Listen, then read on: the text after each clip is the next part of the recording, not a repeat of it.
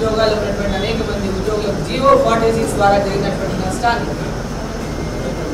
Congress party చాలా మంది GO 46 ద్వారా మాకు నష్టం జరుగుతూ ఉంది, దీనివల్ల మహబూబ్ నగరే పెద్ద ఎత్తున నష్టపోతా ఉంది, మహబూబ్ నగర్ జిల్లాకు చాలా పెద్ద ఎత్తున నష్టం జరుగుతూ ఉంది, ఉద్యోగాల్లో ఆ ఉద్యోగ నియామకాల్లో ఈ ప్రాంతానికి తీవ్ర నష్టం జరుగుతుంది, ఎక్కువ మార్కులు వచ్చినప్పటికీ కూడా ఇక్కడ వారికి ఉద్యోగాలు రాకపోవడం, తక్కువ మార్కులు ఉన్న వాళ్ళకి ఉద్యోగాలు రావడం, దీనివల్ల పాలమూరు జిల్లా యువత అంతా కూడా పెద్ద ఎత్తున నష్టపోతున్నటువంటి అంశాన్ని ఆ రోజు లేవదీస్తే జీవో 46ని రద్దు చేస్తా అని చెప్పినటువంటి రేవంత్ రెడ్డి గారు దీనివల్ల ముఖ్యంగా నష్టపోతున్నది మన గ్రామీణ ప్రాంతాలు ఉన్నటువంటి అభ్యర్థులు పెద్ద ఎత్తున నష్టపోతా ఉన్నారు. ఇది రేవంత్ రెడ్డి గారికి కనిపిస్తలేదా? దీని గురించి ఇలాంటి భరోసా ఇప్పటిదాకా వాళ్ళకి కల్పించలేనటువంటి పరిస్థితిని అందరూ గుర్తించాలని చెప్పి నేను కోరుతా ఉన్నా. ఇమ్మీడియట్ గా ఈ జీవో 46ను రద్దు చేసి రూరల్ లో ఉన్నటువంటి అభ్యర్థులకు అందరికీ కూడా వెంబడే న్యాయం చేసే దిశగా ఈ యొక్క రాష్ట్ర ముఖ్యమంత్రి రేవంత్ రెడ్డి గారు చర్యలు తీసుకోవాలని చెప్పి సందర్భాన్ని డిమాండ్ చేస్తా ఉన్నాను. అదేవిధంగా రాష్ట్రంలో దాదాపు 40,000 పైన టీచర్ పోస్టులు ఖాళీ ఉన్నాయి. వచ్చిన వెంబడే మెగా డిఎస్ చేసి మొత్తం నింపేస్తామని టోటల్ గా ఫుల్ బిల్ చేస్తామని చెప్పి మరి ఇప్పటిదాకా కేవలం ఏదో నామమాత్రంగా కొన్ని పోస్టులు వేసి మేము ఉద్యోగాలు ఇచ్చామనేటువంటి మాట మాట్లాడుతున్నటువంటి రేవంత్ రెడ్డి గారు 40,000 ఉద్యోగాల మాట ఏమైంది, 40,000 టీచర్ పోస్టులు ఉద్యోగం నింపే మాట ఏమైంది అని చెప్పి నేను ప్రశ్నిస్తాను. దాని గురించి మీరు జవాబు చెప్పండి అని చెప్పి నేను కోరుతా ఉన్నాను. అదేవిధంగా డిఎస్సి పరీక్షలు ఆఫ్లైన్లో నిర్వహిస్తామని చెప్పి మళ్ళీ ఆన్లైన్లో ఈరోజు నిర్వహిస్తూ ఉన్నారు. మరి ఎందుకు మీరు ఇచ్చిన మాట నిలబెట్టుకోవడం లేదని చెప్పి సందర్భంగా ప్రశ్నిస్తా ఉన్నాను. ఇచ్చిన మాట నిలబెట్టుకోవాలని చెప్పి నేను డిమాండ్ చేస్తా ఉన్నాను. అదేవిధంగా టెట్ అయినా డిఎస్సి అయినా దరఖాస్తు చేసుకుంటే మరి ఈరోజు ఎందుకు మీరు ఫీజులు పెంచింది అని చెప్పి సందర్భాన్ని అడుగుతా ఉన్నా. 1000 రూపాయలు పెంచింది, మరి ఎందుకు మీరు పెంచిందని చెప్పి నేను అడుగుతా ఉన్నా. ఆ రోజు ఇవన్నింటినీ కూడా తీసేస్తాం, తక్కువ చేస్తామని చెప్పిన వాళ్ళు ఈరోజు వాళ్ళకి అందరికీ కూడా ఎందుకు భారాన్ని వాళ్ళ మీద వేస్తున్నారని చెప్పి సందర్భాన్ని ప్రశ్నిస్తా ఉన్నా. వీటికి అన్నిటికీ వారు ఇచ్చిన హామీల విషయంలో ఎలాంటి జవాబు ప్రజలకు చెప్పకుండా, ఉద్యోగులకు చెప్పకుండా, నిరుద్యోగులకు చెప్పకుండా, పోలీస్ కానిస్టేబుల్ విషయంలో కూడా వాళ్ళకి రావాల్సినటువంటి పిఆర్సీ కానీ ఇప్పటిదాకా ఇవ్వలేదు. వాటి గురించి ఈరోజు జవాబు చెప్పకుండా, వాళ్ళకి న్యాయం చేయకుండా ఇప్పటికీ మహబూబ్ నగర్ జిల్లాకు, మహబూబ్ నగర్ పార్లమెంటుకు 7 సార్లు వచ్చిపోయింది. మహబూబ్ నగర్ పార్లమెంట్లో 7 సార్లు వారు ప్రచారం నిర్వహించిపోయినప్పుడల్లా ప్రజలకు ఏం చేస్తారో చెప్పరు కానీ డీకే అరుణమ్మని పర్సనల్గా అటాక్ చేసిపోతున్నారు. వ్యక్తిగత దూషణలు చేస్తూ ఉన్నారు, వ్యక్తిగతంగా మతి భ్రమించిన మాటలు మాట్లాడుతూ ఉన్నారు. ఒక మహిళ అనేటటువంటి స్పృహ కూడా లేకుండా ఈరోజు మహిళలకు గౌరవం ఇవ్వాల్సినటువంటి అవసరం లేదు అనేటటువంటి తీరులో ఈరోజు రాష్ట్ర ముఖ్యమంత్రి రేవంత్ రెడ్డి గారు ఈరోజు వారు వచ్చినప్పుడల్లా మీటింగ్లలో, సభలలో, పెద్ద పెద్ద సభలలో ఏర్పాటు చేసుకుని ఆ సభల్లో రావడం, వాళ్ళు ఏ మాట ఇచ్చిండ్రో, ఏం చేసిండ్రో చెప్పండి అని నేను అడుగుతుంటే దానికి జవాబు చెప్పకుండా డీకే అరుణ మీద అవాకులు చెవాకులు మాట్లాడుకుంటూ మర్యాద లేకుండా మాట్లాడి ఈరోజు డీకే అరుణను ఒక అవమానం చేస్తే, డీకే అరుణను అవమానకరంగా మాట్లాడితే వాళ్ళ విలువ పెరుగుతుందని వాళ్ళు అనుకుంటున్నట్టున్నారు. ఈరోజు రోజు రోజుకి మీ విలువ దిగజారుతుందనేటటువంటి విషయం ఒకసారి ఈ రాష్ట్ర ముఖ్యమంత్రి గారి గుర్తుపెట్టుకోవాలని చెప్పిన సందర్భాన్ని తెలియజేస్తా ఉన్నా. నా రక్తం ఏ రంగు ఉందో ప్రశ్నిస్తారు. అరుణమ్మ రక్తం గురించి మాట్లాడతారు.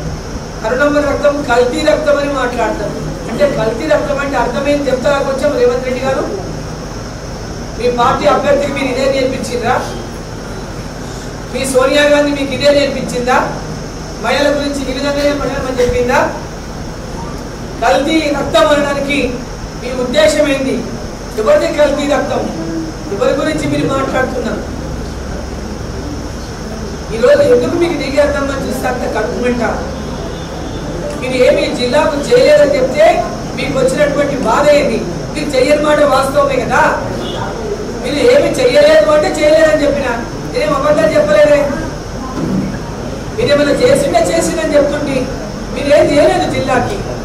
మీరేం పోరాటాలు చేయలేదు, ఎప్పుడు ఎవరి పక్షాన నిలబడలేదు, రైతుల ఎంబడి లేరు, ప్రజల ఎంబడి లేరు, నిరుద్యోగుల ఎంబడి లేరు, ఎవరి పక్షాన ఎప్పుడైనా మీరు పోరాటాలు చేయలేదు.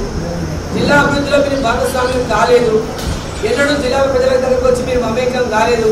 ప్రజల మధ్యలో మీరు ఎన్నడూ లేరు. ఓడిపోయినాయి వాళ్ళ కాంగ్రెస్ పార్టీ నిలబెట్టిన ఆయన ఏం చెప్తున్నాడు? కల్వకుర్తిలో ఎందుకు నిలబడలేదు అని ఒక ప్రశ్నించింది ఒక విలేకరి ఒక ఇంటర్వ్యూలో, టీవీ ఇంటర్వ్యూలో. అయితే ఆయన ఏం చెప్పిండు? కల్వకుర్తిలో 2.5 ఏళ్ల నుంచి ఓడిపోయిన తర్వాత ఢిల్లీకి పోయినా 2.5 ఏళ్ల నుంచి ప్రజలకు అందుబాటులో లేను, అది ధర్మం కాదని నేను నిలబడలేదు అని చెప్తున్నాడు. మరి మహబూబ్నగర్లో కూడా పోయినసారి పోటీ చేసి వెళ్ళిపోయింది కదా. 5 సంవత్సరాల వరకు తిరిగి ముఖం చూడలేదు కదా. 5 సంవత్సరాల పాలన ప్రజలకు కనీసం ఈ పక్క కూడా మళ్ళీ చూసింది లేదు కదా. అంటే పాలమూరు ప్రజలు మీరు అంత అమాయకులుగా అనిపిస్తున్నారా మీకు? ఈ ప్రజలకేమో అన్యాయం చేయొచ్చు, ఇక్కడ ఏం చేయకపోయినా వచ్చి నిలబడి అబద్ధాలు మాటలు చెప్పొచ్చు మీరు కాంగ్రెస్ పార్టీ నాయకులు. ఇక్కడనే మీ ద్వంద్వ నీతి స్పష్టమైతా ఉంది. ప్రజలకు మీరు ఏ విధంగా మాట్లాడుతున్నారు, మీ లక్ష్యం ఏంటి, మీ ఉద్దేశం ఏంటి, ఇక్కడే స్పష్టంగా అర్థమవుతా ఉంది. దాని విషయంలో జవాబు చెప్పుకోలేక అరుణమ్మని నోటికి వచ్చిన మాటలు తిడుతుంటే ఇది ఎవరు హర్షించరు. నేను పాలమూరు బిడ్డల్ని ఒకటే కొడుతున్నా, మీ పాలమూరు బిడ్డని, మీ ఇంట్లో ఆడపిల్లలు ఉన్న ప్రతి ఒక్కరు కూడా వాళ్ళు భాష మాట్లాడే భాషను మీరు సమర్థిస్తున్నారా? వాళ్ళు మాట్లాడే భాషను మీరు సమర్థిస్తున్నారా? వాళ్ళు ఏమేమి మాట్లాడినో అవన్నీ వీడియో రూపంలో మీ ముందుకు పంపిస్తాం. ఒకసారి వాళ్ళు మాట్లాడిన భాష చూడండి, వాళ్ళు మాట్లాడిన తీరు చూడండి. ఇది ఏమైనా సమంజసమైన అని చెప్పి మాట్లాడుతా ఉన్నా. అదే జిల్లా అభివృద్ధి కోసం ఏం చేస్తారో చెప్పండి. ఈ పాలమూరు ప్రజలకు ఏం చేస్తారో చెప్పండి. పాలమూరు రంగారెడ్డిని పాలమూరు మహబూబ్ నగర్ పార్లమెంట్లో ఉన్న అన్ని నియోజకవర్గాల ప్రజలు మోసం చేస్తూ నేను ఇప్పటికీ ఛాలెంజ్ చేశాను, దానికి జవాబు చెప్తలేదు. ఈ 7 అసెంబ్లీ నియోజకవర్గాల్లో మహబూబ్ నగర్ పార్లమెంటులో 7 నియోజకవర్గాలకు సంబంధించి పాలమూరు రంగారెడ్డి ప్రాజెక్టుకు ఫేజ్ 1 అని పేరు పెట్టండి. ఈ 7 నియోజకవర్గాలకు నీళ్ళు ఇచ్చే విధంగా ఒక్కొక్క నియోజకవర్గానికి 1,00,000 ఎకరాలకు నీళ్ళు ఇచ్చే విధంగా ప్రాజెక్ట్ రిపోర్ట్ తయారు చేయించండి. మీరు అప్రూవల్ ఇవ్వండి, అడ్మినిస్ట్రేషన్ శాంక్షన్ ఇవ్వండి. దీనికి అరుణమ్మ తప్పకుండా దీనికి నరేంద్ర మోదీ గారి దగ్గర మాట్లాడి ఈ జిల్లాకు పాలమూరు రంగారెడ్డికి ఈ మహబూబ్ నగర్ పార్లమెంట్ కు నిధులు ఇప్పిస్తానని చెప్పి ఈ మీడియా ద్వారా ఈ మహబూబ్ నగర్ పార్లమెంట్ లో ఉన్న మక్తల్, నారాయణపేట్, కొడంగల్, శారద్ నగర్, దేవరకద్ర, జడ్చర్ల, మహబూబ్ నగర్ ప్రాంతంలో ఉన్నటువంటి రైతాంగానికి అంతా కూడా నేను ఈ సందర్భంగా మాట ఇస్తున్నా. అరుణమ్మ హామీ ఇచ్చిందంటే దానికి మోదీ గ్యారంటీ ఉన్నది. ఇవాళ కాంగ్రెస్ వాళ్ళు ఇచ్చిన మాటకు గ్యారంటీ లేదు. 6 గ్యారంటీల విషయం చూస్తున్నాం ఇవాళ. దానికి 6 గ్యారంటీల విషయం ఈరోజు దానికి గ్యారంటీనే లేదు. రాహుల్ గాంధీ గెలిస్తే 6 గ్యారంటీలు ఇస్తామంటున్నారు. రాహుల్ గాంధీ గెలిచేది లేదు, 6 గ్యారంటీలు ఇచ్చేది లేదు. వాళ్ళకి గ్యారంటీలే లేదు. కాంగ్రెస్ పార్టీ అధికారంలోకి వచ్చేది లేదు, రాహుల్ గాంధీ ప్రధానమంత్రి అయ్యేది లేదు. గ్యారంటీ లేనటువంటి గ్యారంటీలు వాళ్ళు ఇస్తా ఉన్నారు. ప్రజలందరూ కూడా గమనించాలని చెప్పి ఈ సందర్భంగా నేను కోరుతా ఉన్నాను. ఈరోజు కాంగ్రెస్ పార్టీ గెలిచిందంటే ఒక లక్కీ డిప్ లాగా గెలిచింది. లక్కీ డిప్ లో లాటరీ తగిలినట్టు రేవంత్ రెడ్డి గారికి ముఖ్యమంత్రి పదవి తగిలింది. దాన్ని చూసి 5 నెలలకే విర్రవీగుతున్నారు. 5 నెలలకే విర్రవీగుతున్నారు. అహంకారం పూర్తి తలకాయకి ఎక్కిపోయింది. ఇది మంచి పద్ధతి కాదు. అధికారాన్ని చూసి అహంకారంతో విర్రవీగితే కేసీఆర్ని ఏం చేసిండ్రో ఈ రాష్ట్ర ప్రజలు ఈరోజు అందరూ కూడా చూసిండ్రు. రేపు మీకు కూడా మళ్ళా అదే పరిస్థితి దాపరిస్తుంది. అహంకారంతో విర్రవీగినోళ్ళు, అధికారాన్ని చూసి అహంకారంతో ఎవరైతే విర్రవీగుతారో ప్రజలే తగిన బుద్ధి చెప్తారు వాళ్ళకి. మొన్న ఏ విధంగా టీఆర్ఎస్ బుద్ధి చెప్పిందో, ఏ విధంగా కేసీఆర్ కుటుంబానికి బుద్ధి చెప్పిందో, అదే రకంగా మళ్ళీ రేపు రేవంత్ రెడ్డి గారికి బుద్ధి చెప్పడానికి ఈ యొక్క పాలమూరు జిల్లా ప్రజలు, మహబూబ్నగర్ పార్లమెంట్లో ప్రజలు సిద్ధంగా ఉంటారని చెప్పి ఈ సందర్భాన్ని తెలియజేస్తా ఉన్నాను. ఈరోజు రేవంత్ రెడ్డి గారికి ఎలాంటి అనుభవం లేదు. ఒక మంత్రిగా పనిచేయలే, ఎమ్మెల్యేగా పనిచేసి కూడా ఏ రోజు కూడా ప్రజల కోసం పనిచేయలే, ఏ రోజు పరిపాలన పైన ఆయన దృష్టి పెట్టలేదు, కేవలం ఏ ఒక్క ప్రజలకు అందుబాటులో లేదు, ఎవరి సమస్యల పరిష్కారం కోసం 10 మందిలో కూర్చొని ఏదైనా సమస్య పరిష్కారం చేయలేదు. ఈరోజు లక్కీగా కాంగ్రెస్ పార్టీ అధికారంలో వస్తే లక్కీగా ఆయన వేరే పార్టీకి వెళ్ళి వచ్చిన లక్ ఉంది కాబట్టి ముఖ్యమంత్రి లక్కీ నిప్పు తగిలింది. దాన్ని చూసి మురిసిపోతాడు రేవంత్ రెడ్డి గారు. మాట్లాడితే బంగ్లా రాజకీయాలు, ఎప్పుడు ఇష్టం వచ్చిన బూతు మాటలు, ఒక బూతు మాటలు మాట్లాడే ముఖ్యమంత్రి రాష్ట్రానికి ఉన్నాడంటే సిగ్గైతే ఆడపిల్లలంతా తల వంచుకునేటువంటి పరిస్థితి కల్పిస్తున్నాడు. డీకరణకు ఆయన ఎన్ని మాటలన్నా అది డీకరణకు ఏ మాట తగలదు. డీకే అరుణమ్మ చాలా స్వచ్ఛమైన మనసుతో ప్రజలకు సేవ చేస్తున్నటువంటి నాయకురాలుగా ఈ జిల్లాలో గుర్తింపు పొందింది. ఈరోజు ప్రజల కోసం త్యాగం చేసినటువంటి కుటుంబంలోకి వెళ్ళి డీకే అరుణమ్మ వచ్చింది. స్వాతంత్ర పోరాటంలో మా తండ్రి మా మామ పాల్గొని జైలు పోయి వచ్చింది. తెలంగాణ పోరాటంలో మా నాయన పోరాటాలు చేసి జైలు పోయి వచ్చిండు. నా భర్త జైలు పోయి వచ్చిండు. పెద్ద ఎత్తున దెబ్బలు తిన్నాడు తెలంగాణ పోరాటంలో. మా తండ్రి ఈ మొన్న 2005లో కాంగ్రెస్ ప్రభుత్వం అధికారంలోకి వచ్చినాక నా తండ్రి తమ్ముడిని నక్సలైట్ల కాల్పుల్లో మేమిద్దరం మా కుటుంబంలో ఇద్దరిని పోగొట్టుకున్న కుటుంబం మాది. తండ్రిని పోగొట్టుకొని తమ్ముని పోగొట్టుకొని కూడా ఎక్కడ వెనుక తిరగలేదు. ప్రజల మధ్యలో ఉండి ప్రజలకు సేవ చేస్తున్నటువంటి కుటుంబం మాది. ఈరోజు 5 ఏళ్లలో 5,000 కోట్లు సంపాదించిన కుటుంబం కాదు, 60 ఏళ్ళు ఏళ్ళినా ప్రజల కోసం పనిచేస్తున్నటువంటి కుటుంబం, ప్రజాదరణ పొందినటువంటి కుటుంబం.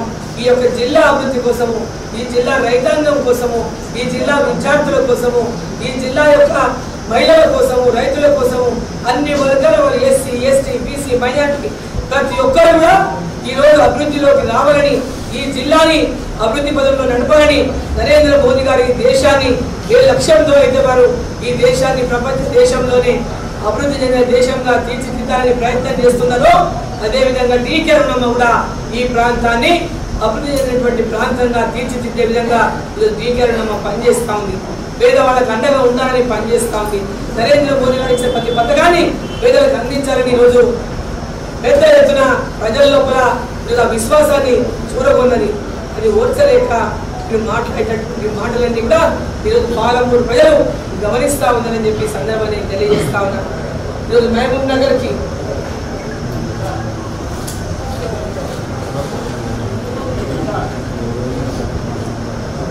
మోదీ గారిని తిడతాడు, డీకే అరుణని తిడతాడు, మోదీ గారిని కూడా తిడుతున్నాడంటే ఆకాశం మీద ఉమ్మేస్తే ఏమవుతుంది? ఆకాశం మీద ఉమ్మేస్తే వాళ్ళ మొహం మీదనే పడుతుంది. వాళ్ళు మోదీ గారిని అలాగే ఉందా? మోదీ గారి యొక్క కాలి దుమ్ముకు పనికిరారు వీళ్ళు. వాళ్ళు మోదీ గారు పేరెత్తేటటువంటి అర్హతనే లేదు. అవినీతి సామ్రాట్లు వీళ్ళు, బ్లాక్ మెయిల్ దందాలు చేసిన వాళ్ళు, ఓటుకు కేసులో జైల్లో పోయిన వాళ్ళు, వీళ్ళ మా గురించి మోదీ గారి గురించి మాట్లాడేది. మాట్లాడేటప్పుడు కొంచెమైనా సోయి ఉండాలి. ఈరోజు మహబూబ్ నగర్ అభివృద్ధి కోసం 9 లక్షలు తీసుకొని ముందుకు పోతాం. మన జిల్లాలో వికసిత్ మహబూబ్ నగర్ అంటే అభివృద్ధి చెందినటువంటి మహబూబ్ నగర్ లక్ష్యంగా ఈ జిల్లాని అభివృద్ధి పదంలో తీసుకెళ్లడం. ఆరోగ్యం మరియు ఆయుష్మాన్ మహాభారత్ అంటే ఆరోగ్యం అంటే ప్రతి ఒక్క హాస్పిటల్లో కూడా మెరుగైనటువంటి సేవలు అందించడం కోసం హాస్పిటల్స్ని అప్గ్రేడ్ చేయించడం, అదేవిధంగా ఆయా హాస్పిటల్స్లో అప్గ్రేడేషనే కాకుండా ఇంకా వైద్య సేవలను పెంచే విధంగా కేంద్ర ప్రభుత్వం నిధులను తీసుకొచ్చి ఆ యొక్క హాస్పిటల్స్లో మరి పెద్ద ఎత్తున వైద్య సౌకర్యాలను పెంచడం, దాంతోపాటు ఆయుష్మాన్ భారత్ని ప్రతి ఒక్కరికి కూడా అందించడం, అదేవిధంగా ఆరోగ్యానికి సంబంధించి ఇక్కడ ఉన్నటువంటి హాస్పిటల్స్ని అప్గ్రేడ్ చేసి సూపర్ స్పెషాలిటీ హాస్పిటల్గా మార్చడానికి శాయశక్తులా కృషి చేయడం. మరి యువశక్తి మహబూబ్ నగర్ అంటే విద్య, చదువు, పిల్లలకు ఉచితంగా విద్య, నాణ్యమైన విద్య అందించే విధంగా అన్ని స్కూళ్ళను కూడా అప్గ్రేడ్ చేయించడము, స్కూల్లో కూడా మంచి ఫెసిలిటీస్ అందించడము, మంచి నాణ్యమైన విద్యను అందించడము, దాంతోపాటు చదువుకున్న పిల్లలకు వొకేషనల్ కోర్సెస్ ఇప్పించడము, చదువుకున్న పిల్లలకు స్కిల్ డెవలప్మెంట్ ట్రైనింగ్ ఇప్పించడము, అదేవిధంగా విద్యాపరంగా కూడా ఇక్కడ IIIT లేదా టెక్నికల్ ఎడ్యుకేషన్ సంబంధించి మరి విద్యా సంస్థలను తీసుకొచ్చే విధంగా మరి తప్పకుండా ప్రయత్నం చేస్తా అని చెప్పి తెలియజేస్తా ఉన్నా. అదేవిధంగా కేంద్రీయ విద్యాలయాల గురించి ఇక్కడ సైనిక్ స్కూల్ కానీ లేదా ఇంకొక కేంద్రీయ విద్యాలయం కానీ ఈ జిల్లా మహబూబ్ నగర్ పార్లమెంట్ సెగ్మెంట్లో ఎక్కడెక్కడైతే అవకాశం ఉందో అవకాశం ఉన్న చోటల్లో కూడా జిల్లాకు ఒక కేంద్రీయ విద్యాలయాన్ని స్థాపించే విధంగా తప్పకుండా నా శక్తి వంచన లేకుండా తీసుకొస్తారని చెప్పి సందర్భంగా తెలియజేస్తా ఉన్నాం. క్లీన్, గ్రీన్ అండ్ మరియు స్వచ్ఛ మహబూబ్ నగర్, ఈ యొక్క మహబూబ్ నగర్ని ప్రతి గ్రామం నుంచి మొదలుకొని పట్టణాల వరకు పరిశుభ్రమైనటువంటి వాతావరణంలో ప్రతి ఒక్కరికి టాయిలెట్స్, ఇంకా ఎవరైనా మిగిలిన వారికి టాయిలెట్స్ నిర్మాణం కానీ, ఎక్కడైనా మున్సిపాలిటీస్లో ఎక్కడైనా టాయిలెట్స్ ఇంకా చేయాల్సినటువంటి అవకాశం ఉన్న చోట అక్కడ కూడా టాయిలెట్స్ నిర్మాణం చేయించడం. అదేవిధంగా ప్లాంట్ అంటే పెద్ద ఎత్తున ప్రకృతికి సంబంధించి పార్కులు కానీ అదేవిధంగా ప్లాంటేషన్ కానీ పెద్ద ఎత్తున చేయించి ఈ మహబూబ్ నగర్ని సుందరంగా తీర్చిదిద్దే విధంగా చేస్తామని చెప్పి సందర్భాన్ని తెలియజేస్తా ఉన్నా. మరి మేక్ ఇన్ మహబూబ్ నగర్, నరేంద్ర మోదీ గారు మేక్ ఇన్ ఇండియా, ప్రతి ఒక్క వస్తువు మన దేశంలో తయారు చేయించి మన యువత ద్వారా ఈ యొక్క వస్తువుని దగ్గర నుంచి ఈరోజు విదేశాల నుంచి దిగుమతి చేసుకుంటున్నాం. అట్లాంటిది భారతదేశంలో ప్రతి వస్తువు మన యువత తయారు చేసేటటువంటి కెపాసిటీ ఉంది, కేపబిలిటీ ఉంది, ఆ టాలెంట్ ఉంది. ఆ యువత టాలెంట్ అందరినీ కూడా ఉపయోగించుకొని గ్రామీణ ప్రాంతాల్లో ఉన్నటువంటి యువతకు ఉపాధి కల్పించే విధంగా జిల్లాల వారీగా, నియోజకవర్గాల వారీగా అక్కడ ఉన్నటువంటి రీసోర్సెస్ వారీగా వాళ్ళకు ఉపాధి అవకాశాలు కల్పించే విధంగా మరి మేక్ ఇన్ ఇండియా మాదిరిగానే మేక్ ఇన్ మహబూబ్ నగర్ లాగా పేరు తీసుకొచ్చే విధంగా పనిచేస్తానని చెప్పి ఈ సందర్భాన్ని తెలియజేస్తా ఉన్నా. మహబూబ్ నగర్, ఆధ్యాత్మిక మహబూబ్ నగర్, అదేవిధంగా చేనేత, అదేవిధంగా ఈరోజు పెద్ద ఎత్తున జిల్లాలో ఉన్నటువంటి చేనేత కార్మికులు కానీ, జిల్లాలో ఉన్నటువంటి ఇతర టాలెంటెడ్ ఉన్నటువంటి అనేక మన సంస్కృతి దేవాలయాలు కానీ ఇక్కడ, అదేవిధంగా డిజిటల్ మహబూబ్ నగర్ కోసం కానీ టెంపుల్స్ అన్నింటి కూడా ఆధునీకరించే విషయంలో కానీ ఈ జిల్లాలో ఉన్నటువంటి ప్రతి ఒక్క రైలు మార్గాలు డబ్లింగ్ విషయంలో ఏదైతే పెండింగ్గా పూర్తి కావాల్సిందో తొందరగా పూర్తి చేసే విషయంలో కానీ ఈ రైల్వే స్టేషన్లు అన్నీ కూడా ఇవాళ నూతనంగా అంటే మోడర్నైజేషన్ కోసం నిధులు ఆల్రెడీ కేటాయించున్నాయి. వాటిని త్వరగా పూర్తి చేసి ప్రజలకు అందుబాటులో తీసుకొస్తాం. అదేవిధంగా నూతన లైన్లు కృష్ణా వికారాబాద్ లైన్ని తొందరగా పూర్తి ఇప్పటికే నిధులు కేటాయించినారు, సర్వే ప్రారంభమైంది. వాటిని త్వరగా పూర్తి చేసి ఈ జిల్లాలో ప్రజానీకానికి వాటిని అందుబాటులోకి తీసుకొస్తామని చెప్పి సందర్భంగా తెలియజేస్తా ఉన్నా. కేంద్ర ప్రభుత్వంలో ఉన్నటువంటి ప్రత్యేక పథకాలు కానీ ఈ యొక్క మన మహబూబ్ నగర్కి రావాల్సినటువంటి రోడ్లు కానీ, నూతన రైలు కానీ, ఎక్కడైనా రైలు స్టాపింగ్స్ కానీ, ఎక్కడెక్కడ అవసరమైనటువంటి రైళ్ళ అంటే ట్రైన్ స్టాప్స్ కానీ వీటన్నిటిపైన కూడా ఫోకస్ చేసి ప్రజల యొక్క అభిష్టం మేరకు, ప్రజల యొక్క అవసరాల మేరకు పూర్తి స్థాయిలో జిల్లా అభివృద్ధికి కృషి చేస్తారని చెప్పి మరోసారి మీడియా మిత్రుల ద్వారా ప్రజలకు తెలియజేసుకుంటూ ఈరోజు మరి నరేంద్ర మోదీ గారు 10వ తేదీన నారాయణపేటకు వచ్చినటువంటి ప్రోగ్రాం మరి ఖరారు అవుతుంది తొందర లోపలే. మరి ఈరోజు 6వ తేదీ 1-2 రోజుల్లో పూర్తిగా ఖరారైనటువంటి ప్రోగ్రాం మనకు వస్తుంది. 10వ తేదీ నారాయణపేట అనుకుంటున్నాం. నరేంద్ర మోదీ గారి ప్రోగ్రాం నారాయణపేటలోనే ఉండే అవకాశం ఉంది. కాబట్టి అది కన్ఫామ్ అయిన వెంబడి మళ్ళీ మీడియా కూడా సమాచారం అందిస్తాము. టెంటేటివ్గా నారాయణపేట 10th టెంటేటివ్గా డేట్ ఒకటి వచ్చింది. మరి ఇంకా కన్ఫర్మేషన్ డేట్ రాగానే మీడియా మిత్రులందరినీ కూడా తెలియజేస్తామని మీకు అందరూ తెలియజేస్తూ మరి ఆ యొక్క మోదీ గారి సభను కూడా విజయవంతం చేయడానికి సభ నారాయణపేటలో మరి ఏర్పాటు చేయబోతున్నాం. కాబట్టి మీడియా మిత్రులంతా కూడా ఆ యొక్క సమావేశంలో ఆ మీటింగ్లో పాల్గొని ఆ మీటింగ్ మీరు కూడా విజయవంతం చేయాలని చెప్పి నేను సందర్భంగా కోరుకుంటున్నాను.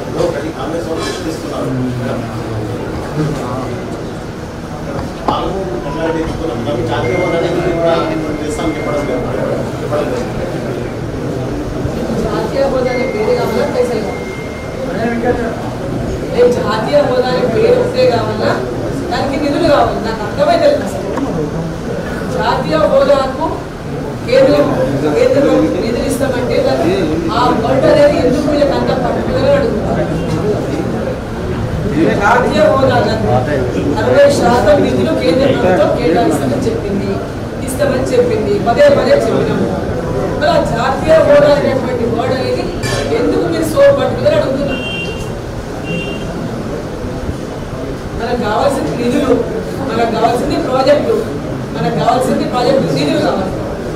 అది పూర్తి చేసుకోవడానికి ఇలా మనం ఏం చేయాలో ఇక్కడ నుంచి వాటిని చేసి పంపండి. కానీ అవి చేయకుండా ఆ నిధులు తెచ్చుకోవాలంటే 60% నిధులు ఇక్కడ మీరు ఫుల్ఫిల్ చేయాల్సినవి ఏమున్నాయి? ఫస్ట్ ఫుల్ఫిల్ చేయాలండి. వచ్చే 5 నెలలు అయింది, ఇప్పటిదాకా ఒక రివ్యూ లేదు. పాలమూరు రంగారెడ్డి ఒక రివ్యూ లేదు. ఉదండాపురం రైతులందరూ వచ్చింది, ల్యాండ్ తీసుకున్నారు, తోపేసిండ్రు. 5 నెలలు అయిపోయింది. ఈ ప్రభుత్వం వచ్చినప్పుడు మనం న్యాయం చేస్తుంది అనుకున్నాం. ఇప్పటిదాకా మమ్మల్ని పలకరించే దిక్కు లేదంటున్నారు. ప్రతి రిజర్వాయర్ కింద ఉన్నటువంటి రైతులు వీళ్ళు ఏం మాట్లాడుతున్నారు? ప్రజల సమస్యలు, రైతుల సమస్యలు పట్టించుకోకుండా వాళ్ళకి సమాధానం చెప్పలేక రోజు డీకేంద్రము తిడితే మాకు ఓట్లు పడతాయి అనుకుంటే, మోదీ గారు తిడితే ఓట్లు పడతాయి అనుకుంటే, ఊరూరా మోదీ మోదీ మోదీ, ఊరూరా డీకేంద్రం చేస్తాం, డీకేంద్రం చేస్తాం, మోదీ గెలవాలి, అన్నమ్మ గెలవాలని ప్రతి ఊళ్ళో ప్రజలు మాట్లాడుకుంటుంటే అది చూసి ఓర్చుకోలేక ఓడిపోతున్నటువంటి భయంతోన ఈరోజు రేవంత్ రెడ్డి మాట్లాడుతున్నాడు. ముగ్గుమోహన్ ఉన్నటువంటి క్యాండిడేట్ పెట్టి ఈ ప్రాంతంలో ఇలాంటి భాగస్వామ్యం నిలబెట్టిన క్యాండిడేట్ గెలిచిన ఆయన అట్లే ఉన్నాడు, ఇప్పుడు కాంగ్రెస్ నిలబెట్టిన అట్లే. అదే టీకా ఉన్నమ్మా, ప్రజల మధ్యలో ఉంది, ప్రజల కోసం పనిచేసింది, ప్రజల కోసం పనిచేస్తుంది, పూర్తిగా ఫుల్ టైమర్గా ప్రజల కోసం పనిచేస్తున్నాం. ప్రజలకు ఆ విశ్వాసంతో అరుణమ్మని గెలిపిస్తాం, మోదీని గెలిపిస్తాం. మోదీ గారు ఉంటే అరుణమ్మ అన్ని పనులు మాకైతే. మోదీ గారు ప్రధానమంత్రి ఉంటారు. పోయినసారి ఓడిపోయింది, నష్టపోయింది పాలమూరు జిల్లా. ఈసారి మేము అరుణమ్మని గెలిపించుకుంటామని ప్రజలంతా కూడా భావిస్తుంటే అది చూసి ఓడ్చుకోలేక రోడ్డుకి వచ్చేటువంటి బూతులు తిట్టుకుంటాము మహిళలు పట్టుకొని. అది వాళ్ళ విన్నకే వదిలేస్తున్నా. వాళ్ళు తిట్టే వాళ్ళు తిట్టే తిట్లు ఒక దేవతను తిట్టినట్టు, వాళ్ళు తిట్టే తిట్లు ఒక మహిళను తిట్టే ఒక శక్తిని తిట్టినట్టు. అది వాళ్ళు గుర్తుపెట్టుకోవాలి. ఒక మహిళా శక్తిని తిట్టినట్టు, ఒక మహిళ ఎదుగుతుంటే చూసి ఓర్వలేక వాళ్ళు తిడుతున్నట్టు. మీరు అడగండి, మీరు ఏం చేసినా చెప్పుకురండి, మీరు ఏం చేస్తారో చెప్పుకొని పోటీ అడగండి. కానీ వ్యక్తిగతంగా దూషణలేండి, వ్యక్తిగతంగా అవమానకరమైనటువంటి మాటలేండి. ఇది ఒక పద్ధత, ఇది ఒక పద్ధతేనా? మేమేమైనా వాళ్ళని దూషించినా, నేనేమైనా వాళ్ళని తిట్టినా, నేనేమైనా వాళ్ళని అన్నానా? అయ్యా మీరు ఇచ్చిన హామీలు నెరవేర్చండి అంటున్నా. అది తప్ప? మీరు ప్రజలకు 6 గ్యారెంటీలు ఇచ్చి మోసం చేసిండ్రు, వాటిని ఇవ్వండి అంటున్నా. అది తప్ప? ఇది నేనేంటి వస్తాయి భాష సౌండ్ పెట్టాలి పైకి.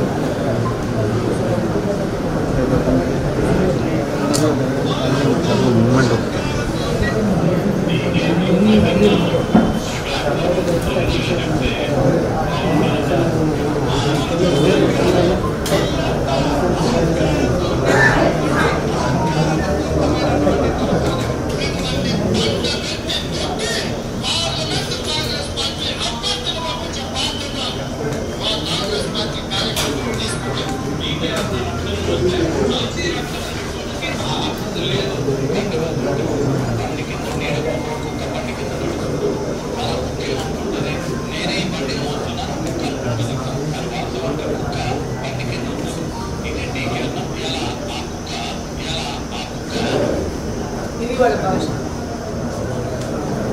ఇది వాళ్ళ గొప్ప నాయకులు జిల్లాలో. మీకు అందరికీ కూడా అక్కలు చెల్లెలు అన్నలు తమ్ముడు ఉంటే వాళ్ళని మనం ఇట్లా అంటే మీరు ఏ రెస్పాండ్ అవుతారో చెప్పండి. మీరు ఏ రెస్పాండ్ అవుతారో చెప్పండి. ఎవడన్నా వచ్చి ఈ విధంగా మాట్లాడితే ఏ విధంగా రెస్పాండ్ అవుతారో మీరు చెప్పండి. ఎవరైనా మీ ఇంట్లో ఆడపిల్లలు ఇట్లా అంటే మీరు ఏ విధంగా రెస్పాండ్ అవుతారు? Thank you.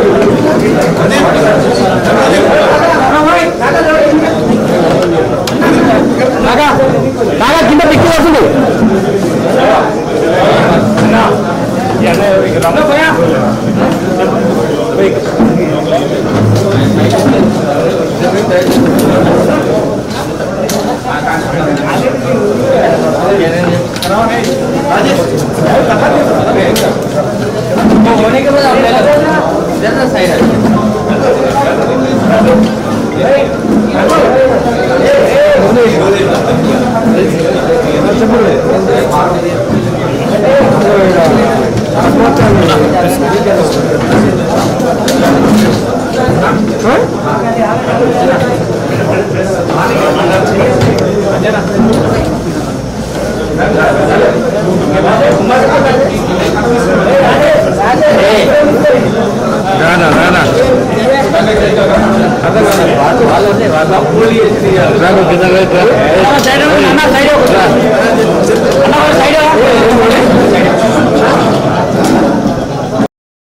Like, share, subscribe.